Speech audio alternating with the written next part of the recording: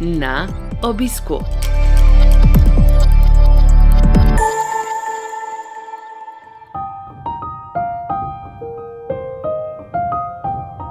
Dobrodošli v novi epizodi serije podkastov Na obisku, ki nastaja v produkciji Slovenskega združenja bolnikov z limfomom in levkemijo.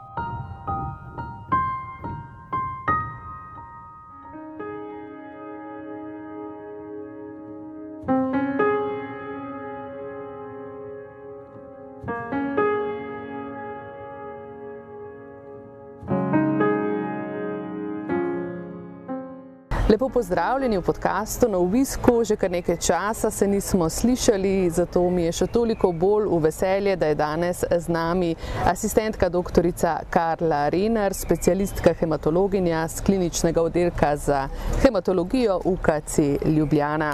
Doktorica Renar, lepo pozdravljeni. Lepo pozdravljeni tudi z moje strani.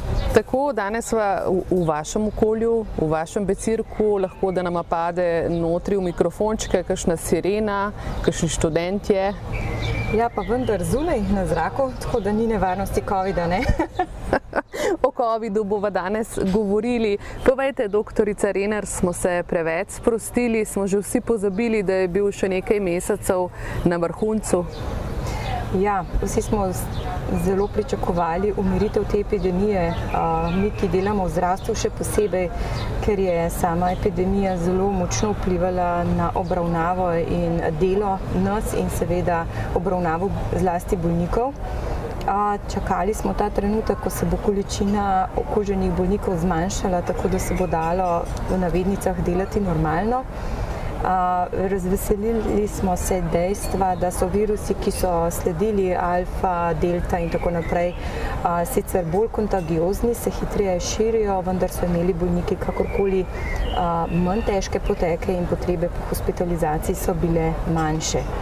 Vendar, ne nazadnje, ne smemo pozabiti, da COVID ostaja, če tudi govorimo o, bom rekla, manj hudi različici Omikron, je okužb kar nekaj in še zlasti opažamo, da lahko hudo potekajo pri bolnikih, ki so imunsko kompromitirani. Hematološko-onkološki bolniki to prav gotovo so. Tudi ste nas opozarjali, ko je bilo še veliko teh težkih potekov COVID-19, da je med ljudmi, ki so bili na intenzivni negi na COVID oddelkih, bilo ogromno bolnikov s krvnimi raki in sicer onkoloških drugih bolnikov. Ja, tudi to žal drži, ker smo te bolnike seveda vzporedno tudi mi spremljali. Pač narava bolezni je takšna, da je prizadet imunski sistem in posledično lahko tudi okužba, ki za nekoga ni nevarna, v tej skupini bolnikov poteka hudo in se lahko tudi usodno zaplete. Še so te skupine bolnikov, se spomnite, takrat ste dejali, še ledvični, vsi transplantirani, ne samo v presaditvah, po presaditvi kostnega mozga? Ja, v to skupino rizičnih bolnikov se je izkazalo, da sodijo bolj ali manj starejši bolniki z različnimi kroničnimi boleznimi, tudi ostalih organskih sistemov, na vsak način pa vsi hemato-onkološki, ki imajo že iz naslova bolezni prizadet imunski sistem, potem pa ga do neke mere prizadanemo seveda tudi za zdravljenjem. Kaj vam povedo bolniki, ki jih vsakodnevno srečujete, ambulanti, ki so pri vas na hematološkem oddelku? So tudi oni že odmislili v resnici ta novi koronavirus ali so še kako pazljivi? Srečujemo se pravzaprav skoraj s pestro paleto bolnikov, nekateri, ki ostanejo zelo zaveščeni in se zavedajo v sklopu, kako veliko tveganje pri njih ostaja, da bolezen lahko poteka hudo. Ne nazadnje jih na to opozarjamo tudi z režimom pravzaprav dostopa do tako našega oddelka kot ambulant, kjer še vedno zahtevamo PCT pogoj. Na ta način nekako želimo zaščititi prav to na nek način manjšino imunsko kompromitiranih bolnikov, da le ne bi prišlo do prenašanja okužb. Na ta način jih poskušamo ozavestiti, da je to še vedno pomembno in skladno s tem se tudi sami poskušamo tako obnašati, se pravi prehlajeno osebje nima stika z bolnikom, sami sebe preverjamo, večina nas je cepljenih, skratka vse tiste ukrepe, ki jih poznamo od prej, jih spoštujemo še vedno. Se pravi, se stori vse, kar se da se izogne težkemu poteku. Zdaj na našem L&L-infodnevu, ki je bil okoli 1. maja, smo napovedali, da prihaja novo preventivno zdravilo, neka nova generacija pravzaprav možnosti, ki pride prav za zmanjševanje tveganja hudega poteka pri recimo tudi hematološko-onkoloških bolnikih. Spomnite nas, prosim, zakaj gre. Ja, tako je. Mi smo opazili pri kar precejšnjemu številu naših bolnikov, da navkljub cepljenju ni prišlo do nekega razvoja protiteles, ki bi zaščitno delovala pred okužbo oziroma zaščitila bolnika pred hudim potekom COVID okužbe. To se je izkazalo tudi pri preverjanju titra protiteles, ki je pri nekaterih bolnikih pravzaprav bil odsoten. In v tem smislu smo veseli nove možnosti tako imenovanega predizpostavitvenega zdravljenja. Se pravi, tukaj je koncept zdaj malo drugačen, kot je samo cepljenje, ki smo ga bili doslej vajeni. Namreč mi lahko tiste bolnike, pri katerih pričakujemo, da odziv na zdravljenje ne bo dober oziroma ga pravzaprav ne bo, cepimo z novim monoklonskim protitelesom, kombinacijo pravzaprav dveh protiteles, ki delujeta tako, da preprečita samo vstop virusa v telo. Se pravi, mi damo protitelesa na ta način v telo, da že preprečujejo vstop virusa v celice. Ne damo cepljenja, s katerim želimo sprožiti nastanek teh protiteles. Seveda pri bolnikih, kjer odziva nismo opazili. To je nov koncept. Prve izkušnje zdaj že imamo, nekaj bolnikov smo na ta način že kandidirali za tako cepljenje in upamo, da bo rezultat kliničnih izkušenj dober. Se pravi, pravite, da gre za cepljenje, sicer po načinu aplikacije tega zdravila se pa obnaša, torej to zdravilo kot zdravilo, je že protitelo samo po sebi, čeprav razumem, ni da bi moral naš organizem, naše telo protitelesa šele narediti.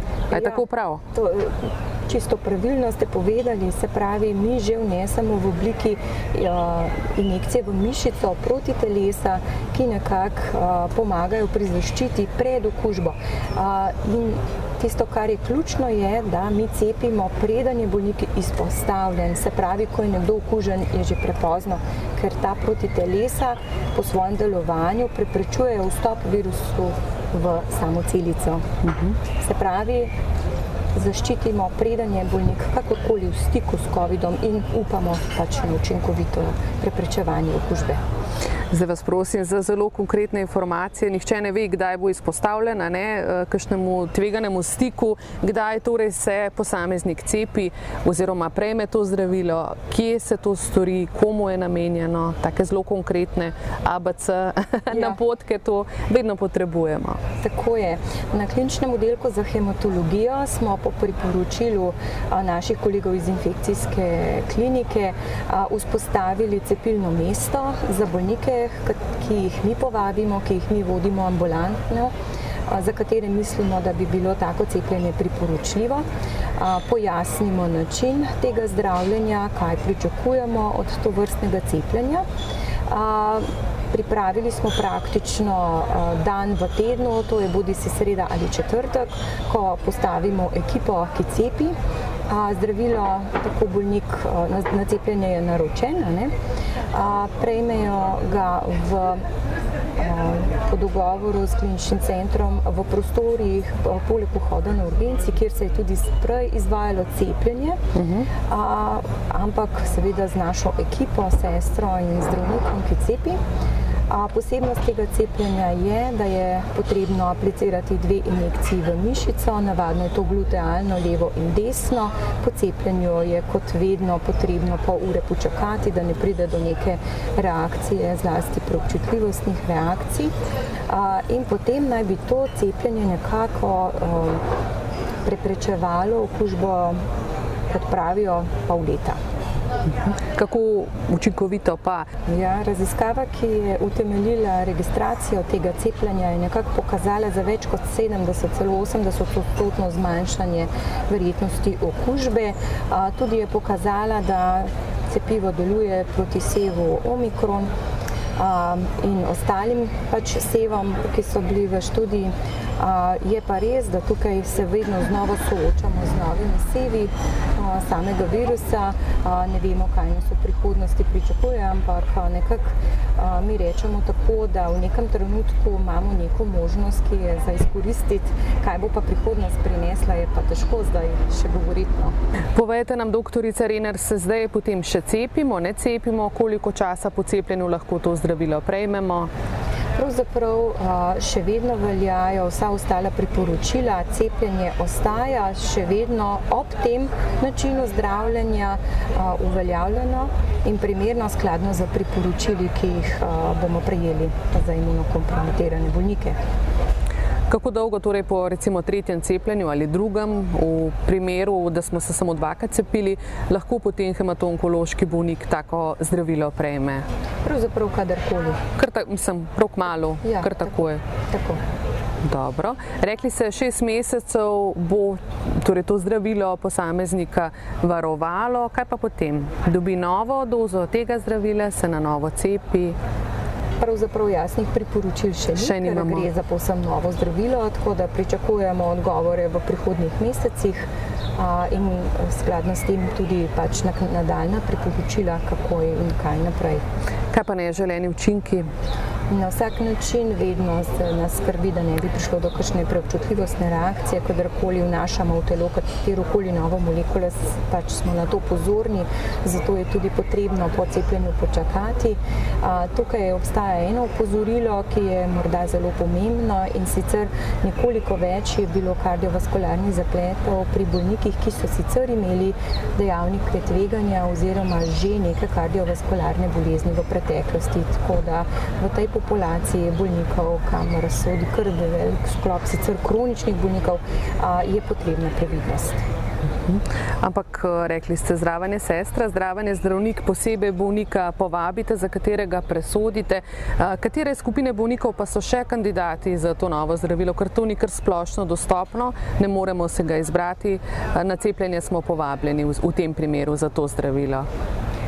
Tako, mi smo se seveda osredotočili na naše bolnike, to so vsi bolniki po presaditvah, ki so na določenih kemoterapijah, bioloških terapijah in tako dalje, ampak po priporočilu se bo to cepljenje priporočalo tudi vsem starejšim bolnikom od 60 let, ki imajo neke kronične bolezni, kot srčno popuščanje, kronično pljučno bolezen, ledvično bolezen, jeter in tako dalje. Se pravi, gre za kar široko skupino bolnikov. Povejte nam še, ko pokličete ljudi, pa jih povabite potem na to aplikacijo tega novega zdravila, kako se odzovejo, so veseli te nove možnosti, so skeptični, kakšno je razpoloženje, kako ga tipate v družbi? Ta trenutek bi lahko rekla, to pa je zdaj povsem osebna izkušnja strani bolnikov iz ambulante, da so mogoče ta trenutek še malo zadržani. K sreči je tudi stanje epidemije relativno dobro, lahko rečemo, virusa ni zelo veliko. Pa malo zaskrbljenostjo pa zremo v jesen, ko bomo pravzaprav se verjetno soočali z drugačno sliko, no, tako vsaj ponavadi epidemije gredo. Verjetno bo takrat interes za to vrsto zaščite večji. Vmes pa je tisti čas, ko še ne pridemo v stik, ker pravite, to je pravzaprav zdravilo, kako že predekspozicijsko? Ne smemo zboleti za covidom, ker če že zbolimo, potem taka vrsta zdravljenja ne pride v poštev, ker smo že okuženi. To zdravilo bi moralo preprečiti okužbo. Bi pa mogoče poudarila to, da še vedno priporočamo vsem bolnikom, ki so imunokompromitirani, da se izogibajo bolnim, da se nekako držijo vseh teh ukrepov, ki preprečujejo sicer prenos tudi ostalih okužb, ker trenutno ni problem samo torej COVID, ampak so tudi ostale viroze, kot so parainfluenca, influenca, rinovirus in tako naprej, ki tudi lahko pravzaprav kar poslabšajo klinično stanje imunokompromitiranim bolnikom. In vsi ti ukrepi, ki jih pravzaprav poznamo iz epidemije COVID-a, veljajo za preprečevanje katerekoli druge okužbe, tako da se jih je smiselno držati, pa zelo so pravzaprav preprosti. Se pravi, se čisto preveč sprostiti ne smemo, tudi zdaj, ko pride čas dopustov, ko bomo dopustovali, mnogi potovali? Jaz bi vsekakor priporočila previdnost, vemo, kako ukrepati, da se okužba ne prenaša. Vreme je lepo, veliko se da biti zunaj, umivanje rok je preprosto, če pa je potrebno masko nadeti, pa tudi ne bo verjetno velik problem. Skratka, vedno v tem smislu, da je koristno in dobro za posameznika. Doktorica Rena, naši člani so iz vse Slovenije, niso samo z Ljubljane in ne gravitirajo samo na UKC Ljubljana. Kako je v ostalih bolnišnicah, kako je z ostalimi hemato-onkološkimi bolniki? Kje oni dobijo informacije za možnost tega zdravila proti COVID-u? Nekako priporočilo je bilo, da vsaka enota nekako uspe priskrbeti in uredi cepljenje za bolnike, ki so v obravnavi. Namreč tudi kapacitete so omejene. Tako da ta trenutek pravzaprav lahko govorim samo o naši lastni organizaciji, ne znam vam pa posredovati informacije, kako poteka to cepljenje. Mislim, da so tukaj potem bolj pravi naslov infektologi. Povejte nam še, preden vas spustimo, ker vem, da se vam zagotovo mudi nazaj na delo. Lepo prosim še, koliko se uporabi nova sobna kolesa? So v bistvu čas lažje in hitreje mine hospitaliziranim bolnikom, nabirajo kondicijo? Absolutno, to je za tiste bolnike, ki pridejo prvič, pravzaprav presenečenje, da imajo to možnost, in vsi tisti, ki zmorejo in so motivirani, to s pridom uporabljajo. Odlično. Doktorica Rena, najlepša hvala za vse te informacije. Še vas bomo pozvali in prosili, da jih podelite z nami, ker, kot rečeno, zdaj smo malo pozabili na ta COVID, če ravno ne bi smeli. Časi, ko bo spet hudo popularen, pa so verjetno še pred nami. Upajmo, da ne hudi, ampak zagotovo pa so. Najlepša hvala in lepo poletje. Srečno in vse dobro tudi vam. Nasvidenje.